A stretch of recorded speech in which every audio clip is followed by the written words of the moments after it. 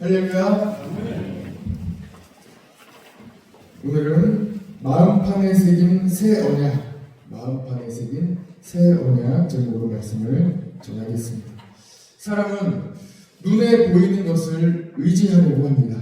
눈에 보이는 것을 의지하려고 하는 마음이 다 있습니다.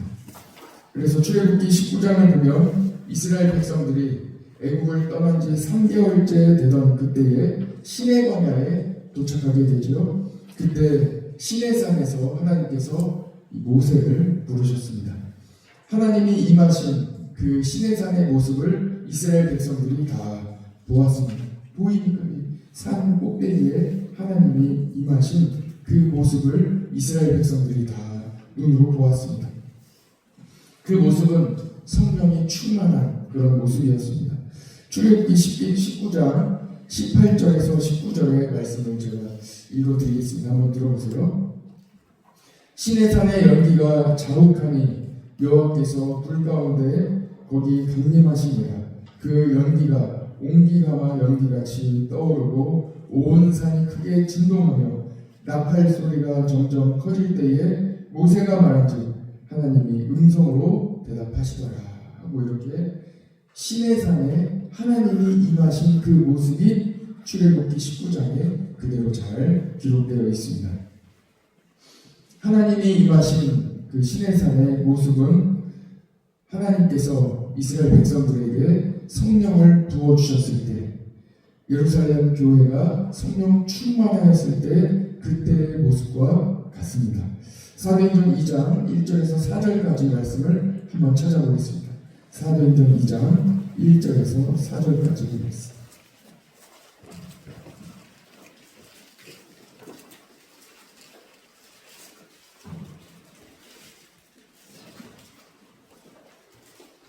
잘 표시해 두시고 사도행전 2장 1절에서 4절까지 말씀.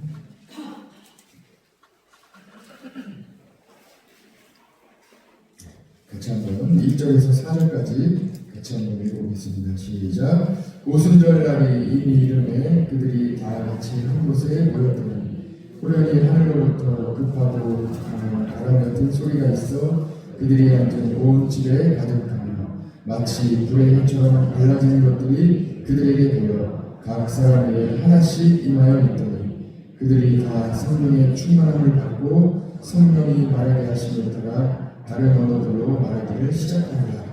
아멘. 저를 보시죠. 하나님께서 시내산에 모세를 부르셨습니다. 그리고 모세가 시내산에서 하나님께서 주신 말씀의 두 돌판을 받게 되었지요. 이 언약의 말씀입니다. 첫 번째 언약의 말씀입니다. 십계명이죠. 출애굽기 20장에 이 십계명의 말씀이 잘 기록되어 있습니다. 이 십계명을 주시면서 하나님께서 주시는 말씀이 출애굽기 20장 6절의 말씀인데 나를 사랑하고 내 계명을 지키는 자에게는 천대까지 은혜를 베푸느니라 하고 하나님께서 말씀하시며 이 돌판에 언약의 말씀을 이스라엘 백성들에게 주셨습니다. 참 아이러니한 상황이 연출됩니다. 이때 하나님께서 모세에게 속히 내려가라. 지금 이스라엘 진영에 시끄러운 일들이 일어났다 하고 내려갔더니 이스라엘 백성들이 어떤 상황 가운데 있습니까? 이스라엘 백성들이 아론을 앞세워 우상을 만들었습니다. 하나님이라고 부르며 이 우상을 만들었는데 금으로 송아지를 만듭니다. 눈에 보이는 것을 의지하기 위하여 금송아지를 만들어 그것을 섬기고 의지하고 그것에 절하고 있는 모습을 우리는 다 기억하고 있습니다. 사람들은 눈에 보이는 것을 의지하려고 하고 눈에 보이는 것을 끊임없이 우상으로 만들고자 하는 것입니다. 모세가 하나님께 율법의 언약을 처음 받고 그 이후로 그 언약, 이 증거판, 이 십계명을 기준으로 삼아 신앙생활을 하고 하나님을 섬기게 된 것입니다. 그 가운데에서도 끊임없이 이스라엘 백성들은 마음에 새기지 않고 이 말씀을 의지하지 않고 말씀을 마음에 새기지 않고 하나님이 없다고 이야기하며 늘 눈에 보이는 하나님을 만들려고 한 것입니다. 요한복음 2장의 말씀을 보면 요한복음 2장에 예수님께서 성전을 깨끗하게 하신 성전 정화 사건이 기록되어 있습니다. 말라기에 기록된 대로 이스라엘 백성들은 여전히 하나님께 온전한 제사, 온전한 예배를 드리지 못하고 있었습니다. 하나님께 제물을 온전히 온 마음과 뜻과 정성을 다하여 드려야 되는데 그렇게 하지 못하고 이스라엘 백성들은 그 중에서도 자기들이 가지고 있는 것 중에서도 가장 안 좋은 것으로 하나님께 드리고 있었습니다. 하나님께 마음을 다하여 가장 좋은 것으로 드려야 하는데 그렇게 하지 못했습니다. 온전한 것으로 드리지 못했습니다. 심지어 그들은 성전에 그냥 빈몸으로 와서 성전에서 판매하는 재물을 손쉽게 구입하여 하나님께 드렸습니다. 이 모든 시스템을 성전이 갖추게 된 것입니다. 심지어 그 안에서 이 재물을 돈으로 거래하다 보니까 성전 안에 고리 대금업까지 하는 사람이 생기게 되었습니다. 하나님께 마음과 뜻과 정성을 다하여 다 드리지 못하고 본질은 잃어버리고 제사의 모양만 남아있는 이스라엘 백성들의 모습이었습니다. 그래서 예수님께서 성전에 들어가 성전에서 재물을 판매하는 사람들과 고리 대금업자들을 모두 쫓아내셨습니다. 그때 유대 지도자들이 예수님께 와서 이렇게 여쭈어 보는 것입니다. 아주 화가 나 있었겠지요. 그래서 예수님께 이렇게 여쭈는 거예요. 무슨 표적을 우리에게 보이겠느냐 하고 이런 이야기를 하는데 이 말은 무슨 말입니까? 무슨 권위로 이 일을 행하느냐. 권위의 문제. 다시 말하면 예수님께서 성전에서 말씀하실 때에도 끊임없이 이 권위의 문제를 제기하게 되는데 권위의 문제이죠. 대제사장, 바리새인, 사두개인 그 당시 유대 종교 지도자들이 자기들이 허락해주지 않았는데 어떻게 해서 예수님이 말씀을 전하며 어떻게 해서 이런 일들을 행하고 계십니까 하는 권위의 문제입니다. 요즘 단어를 사용하여 다시 한번 이 일에 대하여 이 논쟁에 대하여 이야기한다면 한마디로 자격 논쟁입니다. 무슨 자격이 있느냐, 무슨 자격으로 이런 일들을 행하느냐는 것입니다. 예수님께서는 이에 대하여 3일 만에 부활하실 것을 말씀하시며 이것이 바로 내가 너희에게 보여줄 표적이다 하고 말씀하시는 것입니다. 예수님의 부활이 바로 예수님의 권위이며 예수님의 자격이십니다. 예수님이 부활하심으로 사망 권세를 다 이기셨습니다. 이것보다 더 확실한 증거가, 확실한 권위가, 확실한 자격이 어디에 있겠습니까? 오늘 고린도후서 3장에도 역시 자격에 대한 논란이 제기되고 있습니다. 바울은 예수님의 12제자가 아니었습니다. 오히려 바울은 어떤 사람이었습니까? 예수님을 핍박하던 사람이었습니다. 충분히 있을 수 있는 일이죠. 예수님을 핍박하던 사람, 그리고 예수님께서 부활 승천하신 이후에도 예수님을 섬기는 자들, 교회에 나오는 자들, 어디든 있는 곳이라면 그들을 잡기 위하여, 핍박하기 위하여 잡으러 다니던 사람이 바로 바울이었습니다. 바울은 그날도 다메섹에 예수님을 전하는 사람이 있다는 이야기를 듣고 잡으러 가는 길이었어요. 다메섹으로 예수님을 믿는 사람들을 잡으러 가는 길에 그때 부활하신 예수님을 만나게 되었습니다. 그리고 바울이 예수님을 만나 새 사람이 되어 이제는 하나님의 사람이 되어 하나님의 일을 하는 사람이 되었고 복음에 사로잡혀 예수님으로 충만하여 성령 충만하여 복음을 전하는 예수님을 증거하는 사람이 되었습니다. 그래서 바울이 가는 곳에는 언제든지 자격 논란이 있었습니다. 무슨 자격으로 이 복음을 전하느냐입니다. 교회를 세우고 사도 바울이 고린도 교회도 사도 바울이 세운 거예요. 교회를 세우고 사람을 만나고 다 이렇게 목회를 할 때에도 이 권위가 이 자격이 어디로부터 왔느냐는 이 논쟁에 끊임없이 휘말리게 되었습니다. 오늘도 사람들은 바울에게 추천서를 요구합니다. 누가 추천했느냐? 당신을 누가 보증하느냐? 당신이 말씀을 전하는 것을 누가 인준했느냐? 자격증을 요구하는 것입니다. 증거를 대고 증명을 하라는 것이죠. 이에 바울이 이렇게 이야기하는 것입니다. 고린도 교회 성도 여러분, 여러분들이 바로 추천서입니다. 이 편지라는 말이 추천서와 똑같은 이야기입니다. 여러분들이 바로 보증입니다. 여러분들이 바로 하나님께서 말씀하시는, 하나님께서 살아계시는 증거이고, 여러분들이 바로 나의 증거이고 추천서입니다 하고 이렇게 담대하게 이야기하는 것입니다. 왜 그렇습니까? 사람들은 끊임없이 눈에 보이는 추천서를 요구합니다. 눈에 보이는 증거를 요구합니다. 표적을 보여달라. 당신의 이 증거가 어디에 있느냐. 그러나 사도 바울이 담대하게 말합니다. 그 증거가, 그 표적이 어디에 있다는 것입니까? 우리 모든 성도의 마음판에 있다. 이 마음판에 우리는 복음을, 예수님을 새겼다는 것입니다. 우리의 능력이 어디에 있습니까? 이 세상은 그 능력을 보여달라는 거예요. 그 능력이 어디에 있느냐? 우상과 같이 눈에 보이는 것을 보여달라는 거예요. 그러나 우리 성도는 그 모든 표적을 어디에 가지고 있다는 거예요? 마음판에 새기고 있다는 것입니다. 말라기에 보면 겉으로 드러난 제사만이 남아있는 거예요. 그러나 우리는 마음으로 드리는 예배, 마음에 새긴 예수 그리스도, 마음판에 새긴 성령님, 내 안에서 살아 움직이시는 성령님과 함께하고 있는 것입니다.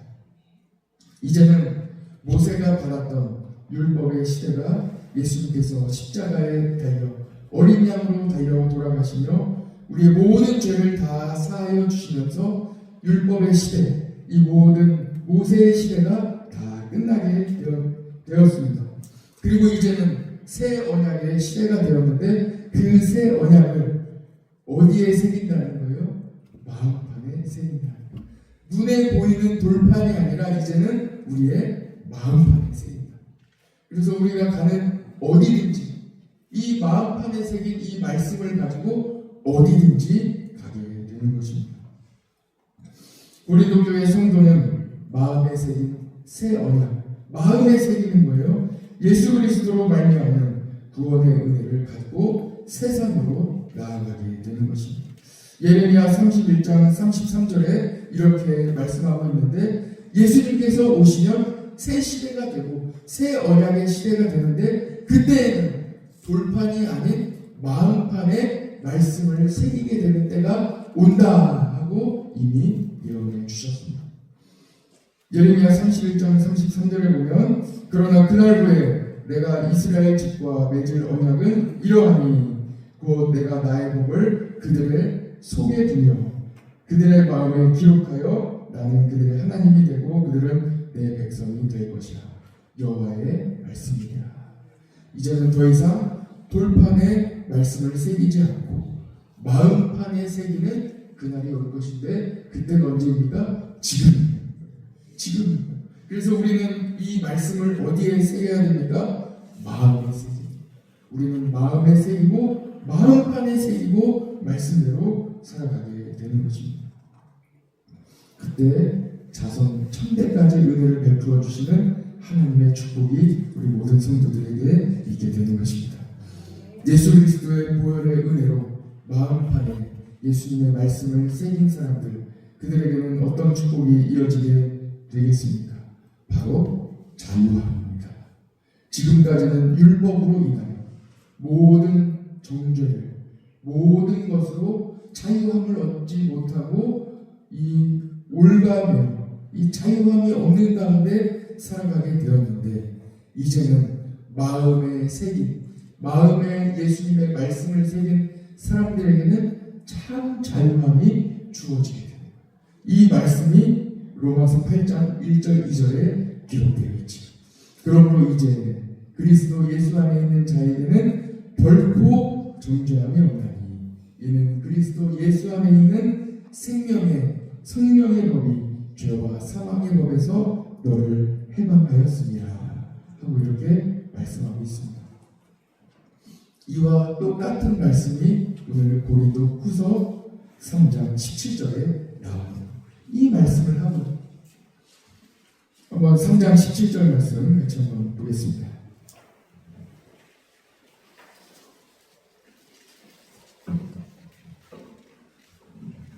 같이 읽겠습니다. 시작. 주는 여기시니 주의 여기 계신 곳에는 자유가 있느니라. 아멘. 마음의 세계 찬양도 있잖아요. 주의 여기 계신 곳에 참 자유가 있다네. 진리의 영이신 성령이 오셨네. 찬양 있잖아요. 오늘 말씀은 복음의 핵심입니다. 여러분 잘 마음판에 새기시기를 바랍니다. 그리스도 안에, 예수 그리스도 안에 참 자유가 있습니다.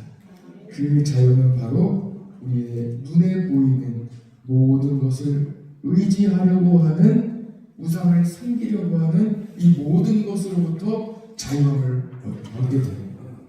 이제는 마음으로, 이 안에서부터 솟아나는, 마음에 새긴 이 말씀이 마음으로부터 솟아나 나의 삶을 변화시키고 내 인생을 변화시키고 이제는 내 마음으로부터 하나님을 섬기게 되는 참 자유함을 갖게 된다.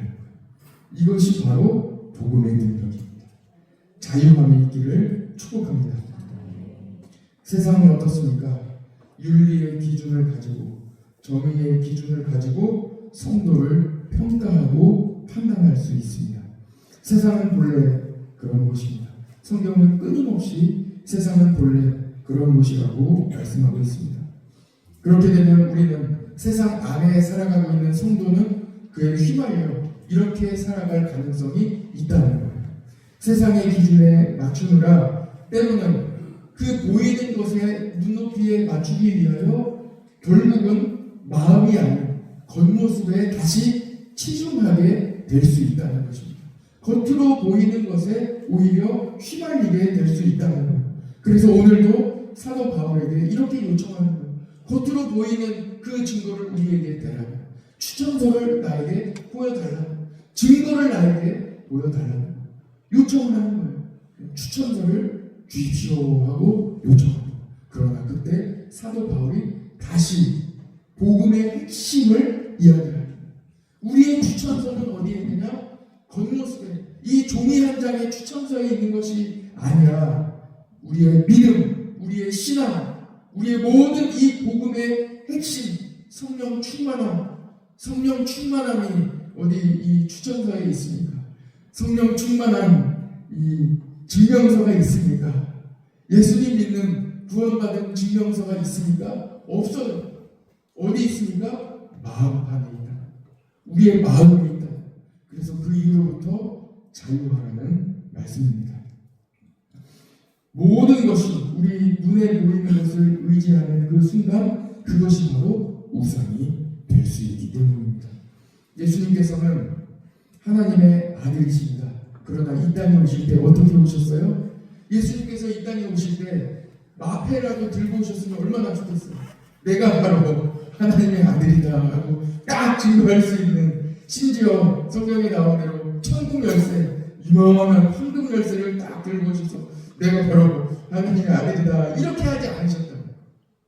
심지어 예수님께서 황금홀, 어떤 지팡이, 천국의 지팡이를 들고 오셨으면 어떠셨겠습니까? 또는 천군 천사를 대동하여 예수님께서 이 땅에 오실 때 삼엄한 경험 가운데 예수님이 오셨다면 어떠했겠습니까? 한 명도 접근하지 못했을 거예요. 경험가 삼엄해서 예수님께 아무도 다가가지 못했을 것입니다. 그러나 예수님께는 누구든지 예수님을 믿는 자마다 멸망하지 않고 영생을 얻게 하시는 축복을 주시기 위하여 그냥 오십니다. 예수님 자체가 그리스도시고 하나님의 아들이시기 때문입니다. 여러분, 가짜는요 자꾸 증명을 해요. 가짜는 뭘 많이 갖고 있어요. 내가 진짜라고 자꾸 증명하려고, 가짜이기 때문에. 그러나 진짜는 증명 안 해요. 그냥 일을 해요. 그가 빛을 비추고 그가 소금의 맛을 내기 때문입니다. 빛이시고 소금의 맛을 내시는 분 바로 예수님입니다. 카일 아이델만 목사님이 쓴 Not a Fan이라는 책이 있습니다. 우리나라에는 팬인가 제자인가라는 이 제목으로 출판이 되었는데, 이 책을 보면 팬은 자꾸 자신을 증명하려고 해요. 그래서 내가 진짜 팬이라는 거예요. 그래서 자꾸 용품을 구입해요. 자꾸 뭔가 치장을 해요. 내가 진짜 팬이라는 거예요. 뭘 주렁주렁 달고 있어야 내가 진짜 이 사람의 팬임을 증명하려고 하는 거예요. 그러나 제자는 어떻습니까? 증명할 필요가 없어요. 그냥 묵묵히 잠잠히 예수님의 뒤를 따라가는 거예요. 그리고 예수님의 십자가를 나눠지고 같이 걸어가는 거예요. 증명할 필요가 없습니다. 오늘도 예수님의 팬이 아닌 제자가 되어 예수님과 함께 묵묵히 십자가를 지고 걸어가시기를 축복합니다. 우리는 복음을 마음에 새겼습니다. 같이 기도하겠습니다. 하나님 아버지 감사합니다. 주님께서 오늘 우리 모든 성도들에게 복음을 마음에 새길 수 있는 은혜를 주시니 감사합니다. 세상은 끊임없이 우리로 하여금 겉모습을, 겉으로 보이는 것을, 눈에 보이는 것을 보여달라고 하고 증명해달라고 하지만, 우리는 이 모든 세상의 가치관과 세상의 이 세계관과 세상의 모든 기준에 휘말리지 않고 오히려 우리는 예수님의 제자가 되어 예수님의 이 복음을 마음 안에 새기고 예수님을 묵묵히 따라가는 우리 모든 성도들 되게 하여 주옵소서. 주님만을 의지합니다. 우리가 예수님의 자녀인, 예수님의 제자인, 하나님의 자녀인 증거가 어디에 있습니까? 우리의 마음판에 새겨주신 성령님이며 우리의 마음판에 새겨주신 하나님의 은혜이며 그 수많은 축복이며 또한 그 많은 하나님의 은혜인 줄 믿습니다. 주님, 오늘도 주님을 의지하며 주님만 바라보고 나아갈 수 있는, 십자가를 지고 나를 다 버리고 예수님을 따라갈 수 있는 우리 모든 성도들 되게 하여 주옵소서. 주님만을 의지합니다. 복음의 일꾼이 되게 하여 주옵소서. 세상에 휘말리지 않도록 하나님 도와 주옵소서. 오늘도 오직 주님만 의지하오며 예수님의 이름으로 기도드립니다.